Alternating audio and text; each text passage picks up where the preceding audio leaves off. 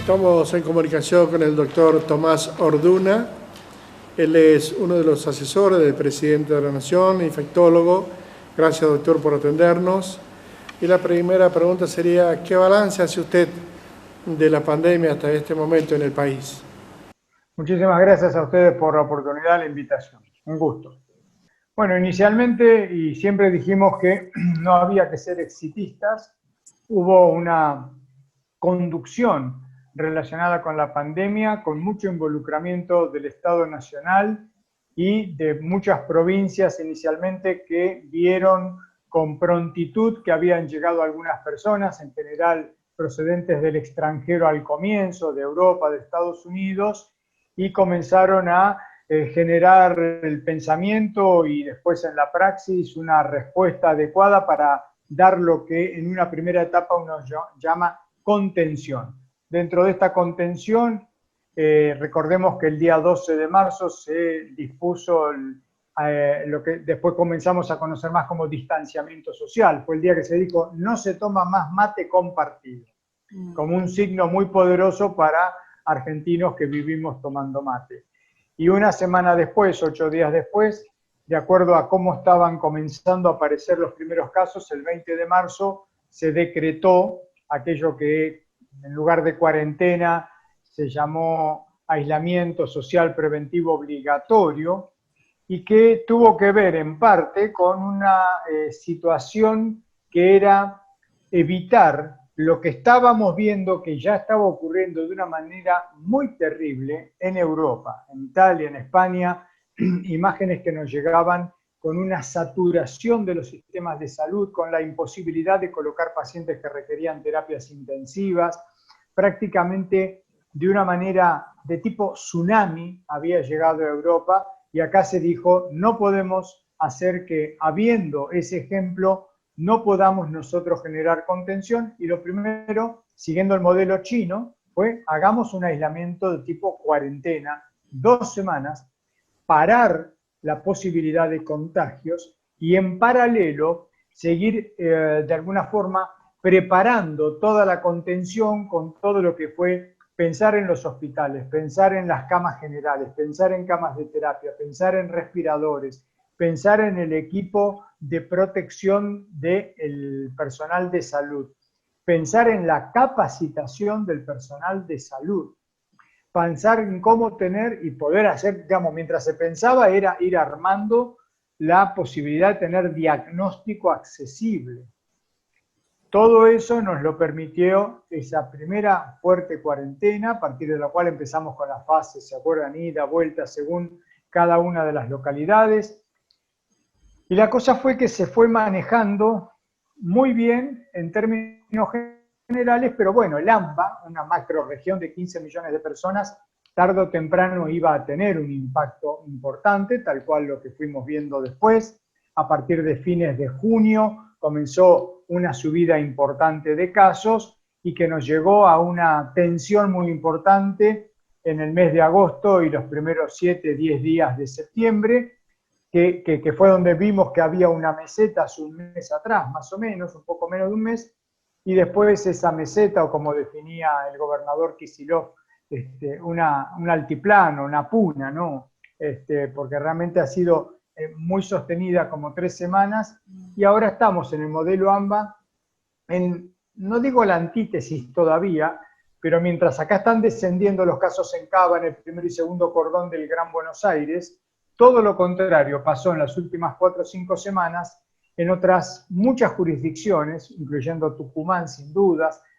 Jujuy fue probablemente el primer impacto de una provincia que parecía que no iba a pasar nada y que sin embargo tuvo una suerte de tsunami.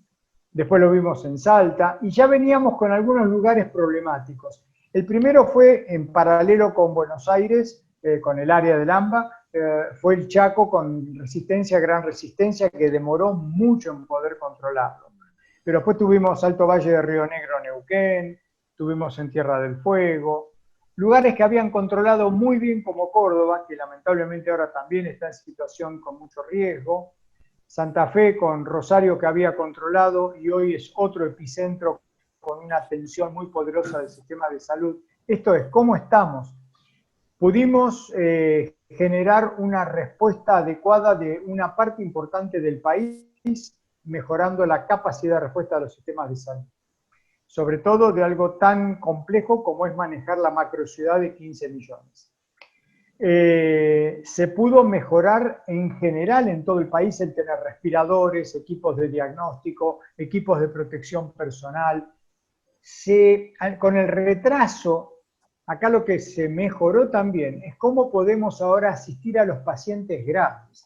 Porque allá lejos, en marzo, en abril, 2 o 3 pequeñas cosas, pero de mucho impacto en la evolución del paciente, como es el uso de corticosteroides en los pacientes graves, corticoides, en pacientes graves, y el uso de prevención de trastornos de coagulación con anticoagulación, ha mejorado lo que le pasa a los pacientes de terapia. Y esto es así, que se calcula que si hace 7 meses, allá en aquel comienzo, 1 de cada 2 pacientes graves fallecía en terapia intensiva. Cuando estaba en terapia, el 50% fallecía. Hoy está en no más de un 30% más o menos. Quiere decir, logramos bajar también la mortalidad aún en personas respiradas en terapia intensiva. Todo eso lo permitió en parte que logramos llevar para adelante la cosa. Pero ahora estamos en una situación importante desde el punto de vista epidemiológico. 14.000 casos por día y 350, 400 muertes por día, no lo podemos tolerar. Necesitamos bajar esos índices. Siempre nos preguntamos si estamos en el camino correcto. ¿Cuál es su opinión acerca de esto? Bueno, a ver, yo diría que de manera global lo hicimos bastante en ese camino correcto que usted menciona, si pudiéramos denominar, o saber con certeza de algo que hay muchas incertidumbres en el mundo entero, porque si ha generado incertidumbres es COVID. Ha sido terrible el ida y vuelta de un montón de medidas. Ustedes se acordarán todo el tiempo que discutimos el barbijo en Occidente, cuando en todo Oriente nadie discutió nunca el uso del barbijo, y a Oriente le ha ido mucho mejor que a Occidente, ¿sí? Y una de las cosas que pensamos muchas veces, si el uso rápido, no discutido del barbijo, posibilitó tener mucha menos transmisión que un Occidente que nos pasamos 4 meses por lo menos discutiendo que sí, que no, que sí, que no, hasta que ahora lo logramos asimilar todos. Dentro de esto que es el país, yo creo que no todas las provincias tuvieron la misma situación de preparar para la contención y la potencial después mitigación. Contención es evitar que se disperse, que entre y que se disperse. Mitigación es, bueno, ya lo tengo adentro, ¿cómo mitigo el daño? Yo creo que no todas las provincias lo hicieron igual, creo que hubo algunas que, para mí entender, el modelo más conspicuo es Jujuy y en segundo lugar es Salta, lamentablemente, que pensaron que no iba a entrar. No. A ver, a fines de junio Jujuy se postulaba como sede nacional del fútbol. Un mes y medio después había un tsunami en toda la provincia, en La Puna, en la región capital, en la región de las Yungas del Ramal. Entonces yo digo, ¿fue solo por una cuestión epidemiológica o hubo una falta de apreciación de pensar que podía ocurrir y si ocurría, cómo íbamos a contenerlo? Una de las cosas que tuvo que hacer Jujuy fue algo que hoy en algunas provincias se está negando. Por suerte Jujuy lo hizo porque le cambió la historia. Jujuy hoy no es la Jujuy de hace 3, 4 semanas atrás. Y una de las cosas fue porque hizo el cierre de la provincia. O sea, frenó que siguiera habiendo un movimiento intraprovincial que siguiera generando casos.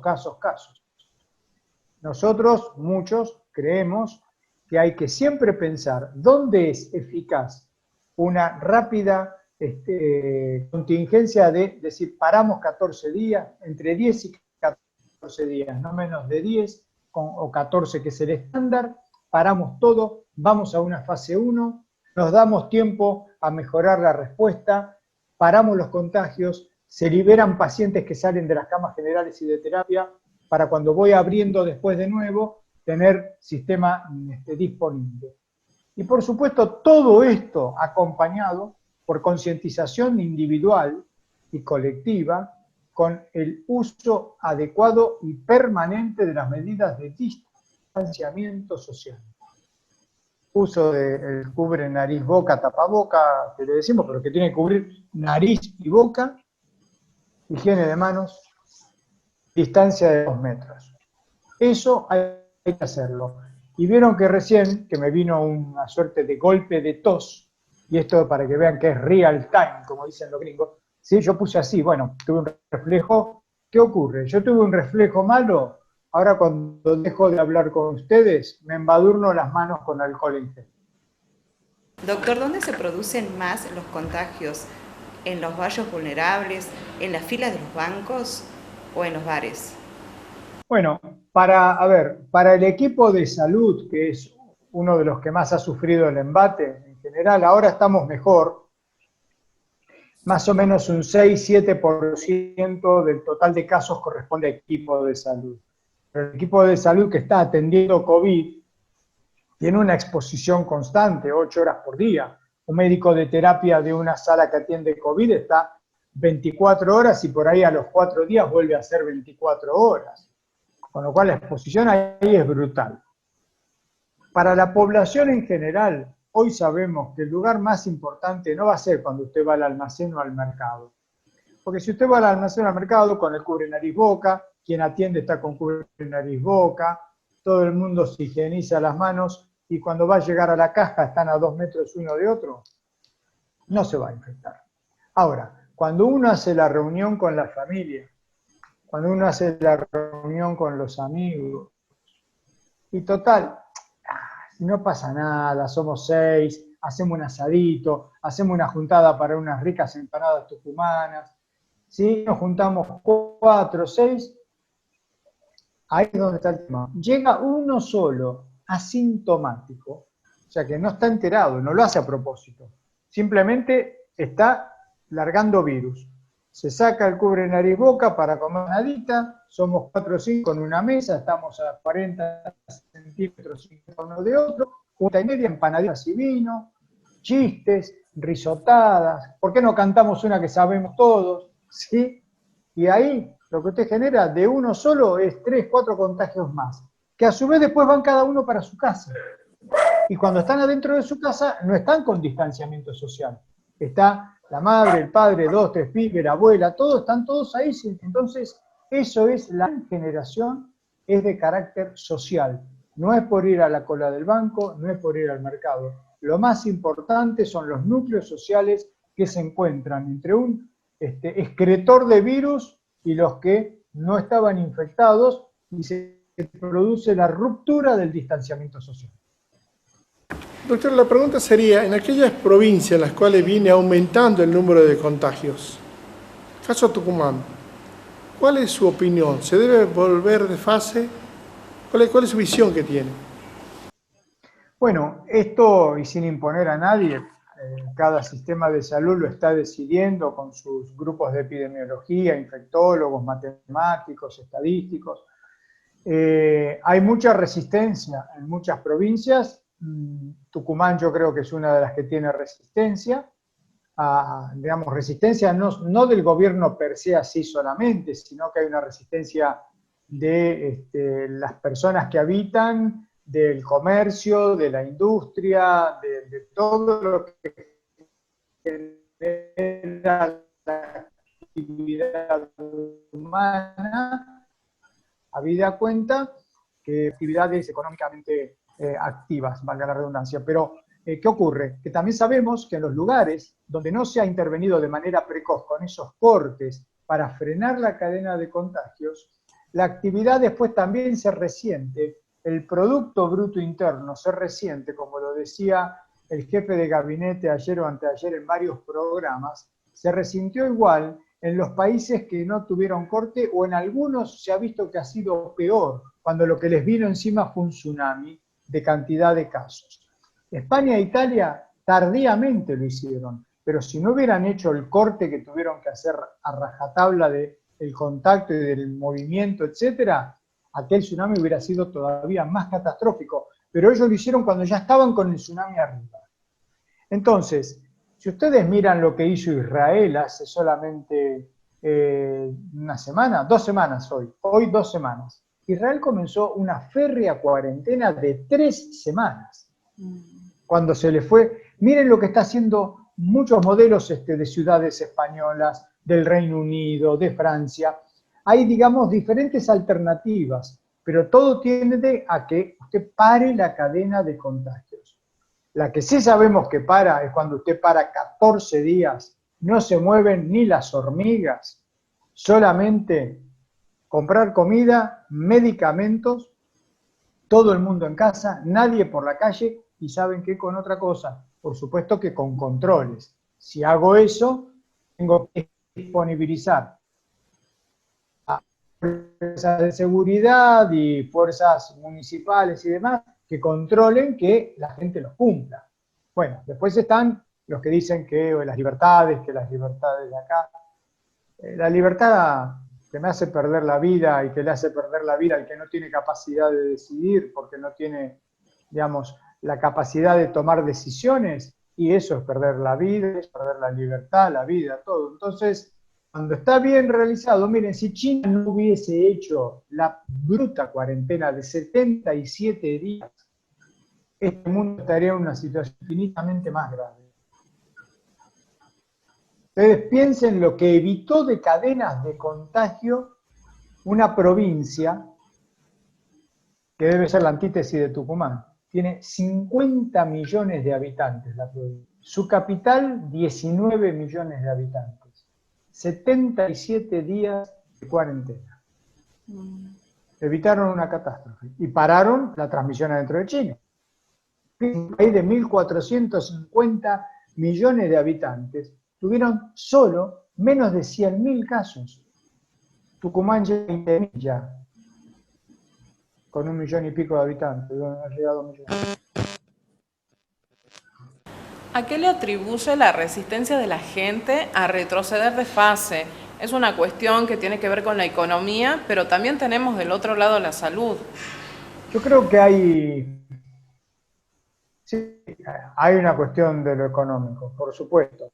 Pero también pensamos, muchos, que, por ejemplo, Tucumán, como muchas otras provincias, no hicieron mucho aislamiento importante. Ustedes se movieron en fase 4 o 5 todo el tiempo, hasta ahora. Por lo cual no es que ustedes vienen con una situación de conflicto de estar meses enteros cuarentenados o en fase 2-1. Ustedes venían bastante bien, hasta donde sé. Gran parte de las actividades habituales. Entonces, hay una situación como es hoy decirle a alguien del AMBA, vamos 14 días otra vez para atrás. Acá sí estuvimos mucho tiempo, en resistencia y gran resistencia estuvieron mucho tiempo. Entonces, ahí hay una cuestión por lo económico, sin duda. Yo creo que está muy traccionado también a veces por cuestiones mediáticas, donde aparece todo el rum rum, que si las libertades, o dicen que no sirve la cuarentena. Si no sirve la cuarentena, vayan a decírselo a todo el resto de los países del mundo que la han usado y la usan. Y cuando se usó el famoso tema del modelo sueco, Suecia tiene el doble de tasa de mortalidad que nuestro país. Tiene la misma mortalidad que el Perú, por ejemplo, en cantidad de muertos por millón de habitantes. Por ahora sigue estando así, por lo tanto, no es que sirvió tampoco ese modelo. Yo no quiero tener el doble de muertos que, digamos, que los que tenemos ahora en cantidad por millón. Ahora, también está claro que nosotros necesitamos sí o sí apelar a la población, porque esto no podemos seguir tolerando 14.000 casos y 350, 400 muertes. Como mínimo, lo que le pedimos a cada uno en la concientización individual es mantengamos las medidas de distanciamiento social. Y lo otro son resoluciones de las gobernaciones con sus ministerios de salud. Aconsejamos que siempre se ponga sobre la mesa, por lo menos, la oportunidad de hacer, cuando es necesario por los números, por la saturación de las camas de terapia, por ejemplo, un corte profundo para evitar el aumento de la contagiosidad. ¿La vacuna está cerca de entrar en vigencia? Bueno, con respecto a las vacunas, que por supuesto fue una gran luz de esperanza que apareció así, Vox Populi, hace unos 2 meses más o menos, sí. Y ahí vimos que tenemos 3 importantes ya en desarrollo por Occidente, las de Oriente, 2 chinas, 1 rusa. Hay otras 2 del Occidente que están entrando a fase 3, con lo cual ya son 8. Y una más, 9, van a ser ya en poco tiempo lo que están dentro de lo que en algún titular decía el derbi de las vacunas. Vieron como las carreras de caballo, el derbi de las vacunas. Se aceleró, por ejemplo, con una noticia que apareció ayer en Europa, que el órgano que regula medicamentos y vacunas en Europa está colocando en un lugar de prioridad impresionante, como que nunca antes creo que se hizo, excepto las vacunas y medicamentos para ébola. Creo que nunca hubo tanta velocidad para, en cuanto el laboratorio Oxford AstraZeneca libere los resultados de la fase 3, puedan ser analizados inmediatamente, en profundidad y con velocidad, el organismo regulador de los medicamentos y vacunas de Europa. Si eso ocurre, ellos piensan que esos resultados que este mes tendría que dar AstraZeneca permitirían en noviembre, si todo funciona bien, tener la autorización de los europeos. Y si eso ocurre, ahí se aprieta el botón comenzar a producir tan pronto como en diciembre. Esto es lo que hoy salió, traccionado por el organismo que es la Agencia Europea de Medicamentos. Pero veremos, nosotros sabemos que es la vacuna donde Argentina participaría en América en su producción. Así que todo lo que acelere la vacuna de AstraZeneca es una ventaja para los americanos también, porque estamos por producirla acá. Hubo un caso en Tucumán de un joven de 23 años, rugbyista, que falleció hace unos días nada más y causó gran conmoción en la provincia. ¿Cuál es su reflexión, cuál es su opinión o el análisis que hace respecto de los jóvenes y la pandemia? Bueno, es una tragedia, absoluta tragedia. Y lo que nos da, lamentablemente, esa tragedia es la certeza que, si bien de manera excepcional, pueden ocurrir muertes en personas jóvenes y sanas, sin nada que justifique de base por qué enfermaron gravemente. Lo hemos visto desde el comienzo, tan precozmente que en el mes de mayo yo fui consultado por una chica de 26 años, trabajadora de un hospital del Gran Buenos Aires, 26 años, al 5.º día en respirador.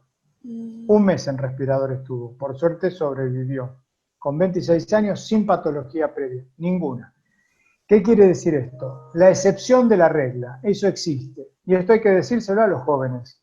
Lamentablemente la tragedia que usted menciona es un ejemplo no para generar terror ni miedo paralizante, simplemente para decir, muchachos, esto también le puede pasar a un joven. Infinitamente menos probable que en una persona de edad o alguien que tiene diabetes insulino dependiente o patología pulmonar previa. Pero puede pasar. Nadie es Superman ni Superwoman ante COVID.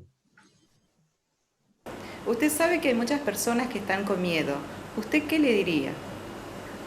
Bueno, a ver, lo que decimos, el miedo es un sentimiento que todos hemos experimentamos por muchas razones. Es atávico, el miedo es inherente al ser humano. Lo que yo diría es que ese miedo no paralice y que sea un viejo eslogan que quizás ustedes se acuerdan, bueno, ustedes son muy jóvenes. En la época que tuvimos cólera en el norte, decía, no tenga miedo, tenga cuidado. Era un eslogan. Decía, no tenga miedo, tenga cuidado. Y yo diría lo mismo, no tenga miedo. haga todo lo que tiene que hacer y exíjale a los otros que hagan lo que tienen que hacer. Básicamente, y vuelvo a la carga por cuarta vez, distanciamiento social.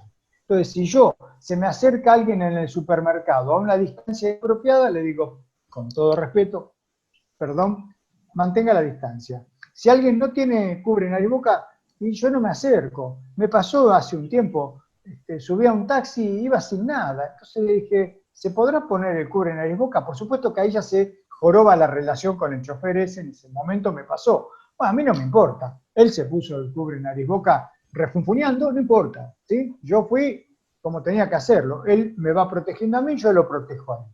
Por eso, que el miedo, más que dejar a alguien paralizado, genere una actitud de cuidarnos entre todos. Doctor, ¿las personas que tuvieron COVID-19 se pueden volver a contagiar? Hoy por hoy sabemos que sí, pero. ¿Con qué frecuencia? En el mundo, con más de 30 millones de casos de infectados, al día de ayer, anteayer, había publicados 7 casos. Se dan cuenta que 7 para 30 millones, por lo menos no parece ser algo frecuente, pero son los botones de muestra que me dicen, guarda que a algunos le pasó. Y sí es cierto que, por ejemplo, en nuestro país simplemente hay varias decenas de casos discutiéndose. Por lo tanto, podemos decir que es posible, quizás sea poco probable desde el punto de vista estadístico, pero entonces, si es posible, yo tengo que seguir cuidándome. Después de pasar y sobrevivir a un COVID, tengo que seguir con distanciamiento social como si no lo hubiera tenido. Doctora, a mí me queda una última consulta. Nosotros en Tucumán estamos en plena subida de casos, en pleno aumento. ¿Cómo hacer para frenar esto? Estamos llegando al pico, no lo sabemos. ¿Cómo hacemos para, cómo detener los contagios? ¿Es volver a fase 1? ¿Sería la única solución? No, nunca es que sea la única. Nosotros aconsejamos que se ponga fuertemente arriba de la mesa, venciendo por ahí una serie de presiones por el contrario. ¿Se entiende? Es decir, que las autoridades sanitarias que tienen que ir tomando las decisiones pongan con fuerza la posibilidad de que eso sea una de las herramientas necesarias. Aparte por un periodo que puede ser, algunos dicen hoy que con 10 días sería suficiente para lograr un fuerte impacto. Pero si yo lo hago durante esos 10 días, que sea hecho bien y con controles para forzar a que el que no quiere lo tenga que hacer. Porque si usted lo decreta y no hay quien lo vigile y lo cuide, nadie lo va a hacer espontáneamente porque la gente, aunque ustedes no estuvieron tanto tiempo en fase 1 o 2, la cosa del COVID tiene saturada a las personas. Por eso hace falta decisión y si se decide, control. Doctor Orduna, le agradecemos muchísimo la gentileza que ha tenido para este diálogo y desde ya, gracias a usted. Ojalá que sirva, un gusto y nos seguimos cuidando. Gracias, doctor. Siempre. Hacemos una pausa y ya volvemos.